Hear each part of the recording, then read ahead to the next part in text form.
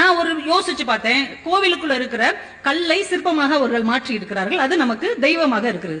அந்த கல் இருக்கு இல்லையா, அந்த பாறையில இருந்துதான் அந்த கல்லை எடுக்கிறாங்க. அந்த கல் எத்தனை அடி வாங்கியிருக்கும்? ஒரு முகத்தை செய்யும் போது மூக்கு ஒரு 3000 அடி வாங்கியிருக்குமா? கண்கள் ஒரு 2000 அடி வாங்கியிருக்குமா? அந்த வாயை செதுக்கும் போது ஒரு 2000 அடி வாங்கியிருக்குமா? ஒரு முகத்தை செதுக்குவதற்குள்ளாகவே அந்த கல் கிட்டத்தட்ட 10,000 அடிகள் வாங்கியிருக்கும்.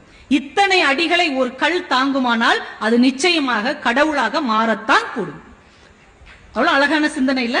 அது வெறுமனே கடவுளா நம்ம நினைக்கல. எத்தனையோ பாறைகள் இருக்கும்போது, எத்தனையோ கற்கள் இருக்கும்போது, இந்த கல் மட்டும்தான் இத்தனை அடிகளை நான் தாங்கிக் கொள்ளுகிறேன் என்று உறுதியாக நின்றது. இத்தனை அடியையும் ஒரு கல் தாங்க முடியும் என்றால் அது நிச்சயமாக கடவுளாக மாறும். அப்ப நாம வாங்குகிற அவமானம், நாமல் படுகிற துயரங்கள், நாம வாங்குகிற அடிகள், இதை தாண்டி நாம ஜெயிக்க முடிந்தோம் என்றால் நாமும் வாழ்க்கையில அவ்வளவு பெரிய உயரத்துக்கு போக முடியும் என்பதைத்தான் செய்யும் தொழிலே தெய்வம் என்று கூட நம்முடைய பெரியவர்கள் சொன்னார்கள். அப்ப செய்கிற தொழிலை அர்ப்பணிப்போடு நாம செய்தோம் என்றால் அதிலிருந்து ஒரு தெய்வம் நிச்சயமாக எழக்கூடும். அல்லது அந்த தெய்வத்துக்கு நிகராக நாம் கொண்டாடப்படுவோம் என்பதற்காகத்தான் அப்படி சொல்லி இருக்கிறாங்களோ அப்படின்னு கூட